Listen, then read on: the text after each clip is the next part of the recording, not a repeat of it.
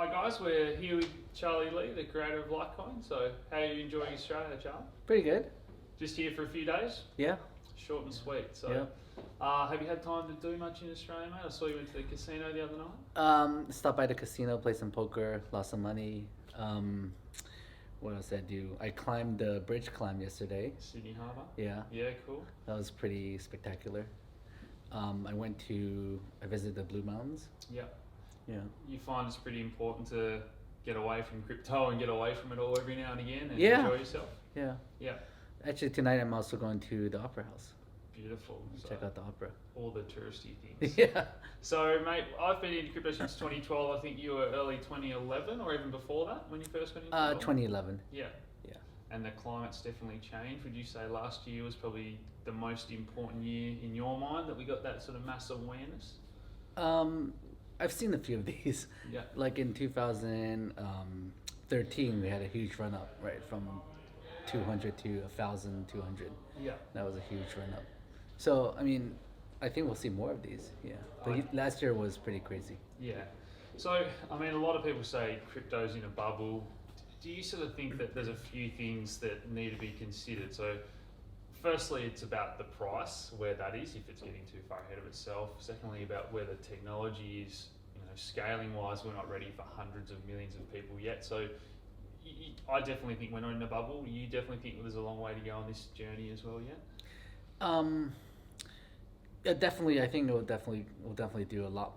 The price will definitely go a lot higher. I don't know where it'll end up, but over the time we'll see like bubbles and crashes. So we've experienced a bubble, and now I don't know where we are in the crash, but Yeah.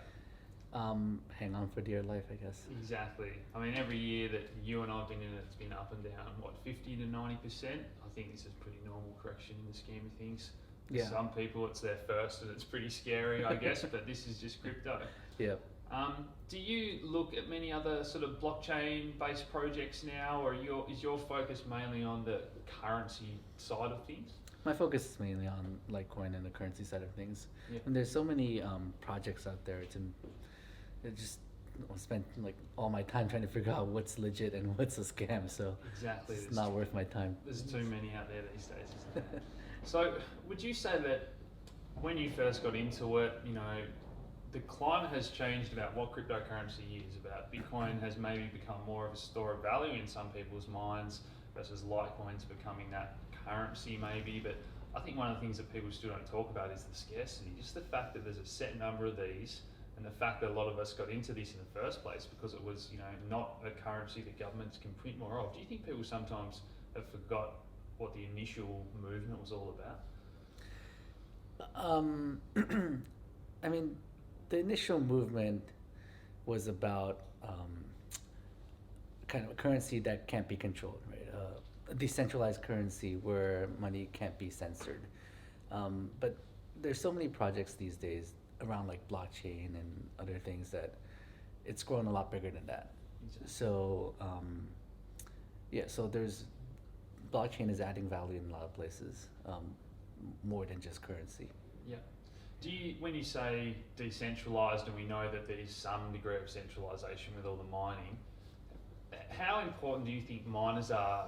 We know that we've had that Bitcoin Cash versus Bitcoin debate, but we need the miners. But are you happy with how Litecoin's sitting versus how Bitcoin's sitting and the way that's gone? Do you think Satoshi had that in mind, that this is the way it would have played out with that degree of centralization in China with the mining and that?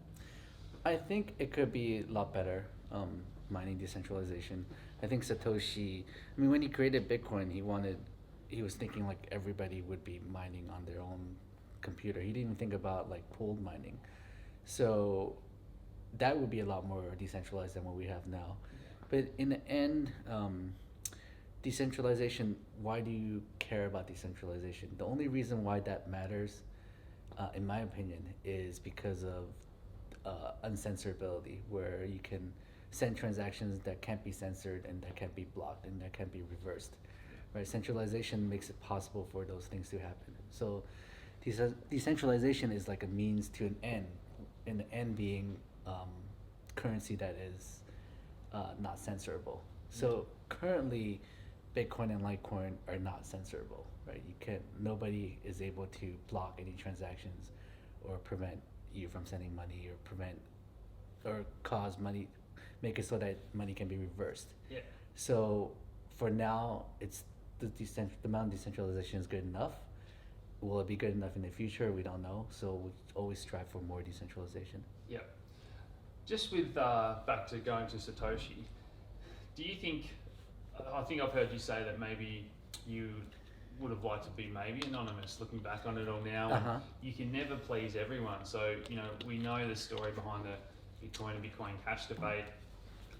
That you've sold your coins and that was what you thought was right, but some people say that's not right, and you can never please everyone. So do you maybe wish that you were anonymous as well sometimes? To a degree, yes, because it causes more centralization when there's someone like me that's known and leading the project. So it's a central point of failure. It can get attacked by the government or whoever. And also it's harder for, I can't say anything in public without like half the people being upset. Yes. But on the other hand, Litecoin, we can be more efficient, because I can kind of tell people my vision and what I want Litecoin to head towards, and it's easier to kind of convince the supporters to go along with my vision.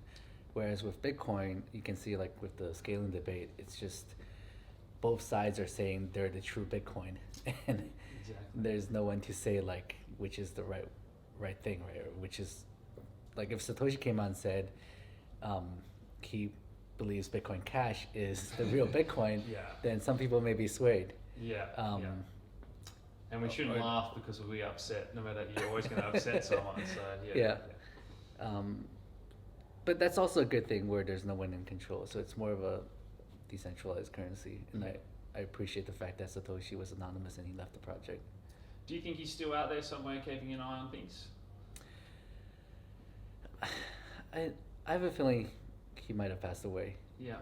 But I don't know. I think he might be a group of people. So. Yeah. I mean, we've had that Australian Craig Wright that's put his hand up at one stage and taken that back. So I'm not sure if that gives Australia a bad name or whatever. But I definitely maybe think with how detailed that white paper is, it could very well be a group of people. There's so many aspects that it addresses in there that's taken years of thinking or many hours of work. So interesting. Do you believe in Craig Wright? No. No, I don't. Yeah. So where would you love to see this all in maybe a year's time from now? Do you think we'll have more people using cryptocurrency, particularly Litecoin, as payment in their everyday life? And maybe 5 years from now, do you think we get to the point of like the internet where people are using cryptocurrency on these apps that they don't even realize they're using cryptocurrency? Yeah, definitely. I mean, what I think would happen is, I don't know how long this will take, but people will be spending or sending value or using cryptocurrency without even realizing it. That's the ideal case where the UI is so good that you're just sending money and that's all you care about. And behind the scenes, it might be Lightning networks, it might be on-chain, it might be atomic swaps through like Litecoin or any other cryptocurrency. But you don't care. Just like how when you're watching a Netflix movie, you don't care how the bytes are being sent to you. That's what I think would happen. But it's going to be lots of ups and downs before we get there. Favorite people in crypto, whether it be good, bad, or for comical purposes. Who do you like to follow on Twitter, and who would you love to have lunch with, and that sort of thing? I'd like to have lunch with Satoshi Nakamoto. Favorite people on Twitter.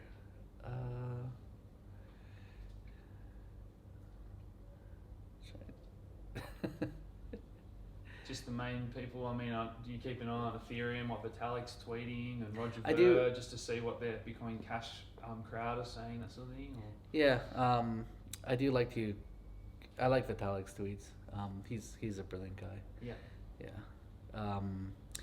Roger Ver is always gives me a good laugh when he tweets. Yeah. Did you ever think that you would be this much of a crypto celebrity when you were back working, like MIT and then Google, and then here you are with $750,000 followers on Twitter and crypto celebrity, basically. No, I mean when I first created Litecoin, it was more for fun. So I didn't expect Litecoin to become anything. I did really work hard on it to make Litecoin like the best it can be. But back then, I mean Bitcoin. When I first found out Bitcoin, it was like $30 million market cap. Yeah. Litecoin started like really small, so now it's like everything's in the billions. Yeah. Even like early last year, Litecoin was at 200 million market cap. Nowadays, like the top 90 or 100 coins are above $200 million in market cap. Yeah, exactly. So it's grown pretty a lot the past year. Was there a point where it went from, you know, something that was a bit of fun, as you said? Was it the price of Bitcoin or the price of Litecoin at one point where you sort of said, you know, oh, hey, I've got to come back at Coinbase now. This is actually something that we can change the world with, or was it? Yeah, when I joined Coinbase in what was it, 2013, I kind of decided to shift my focus away from Litecoin to Bitcoin.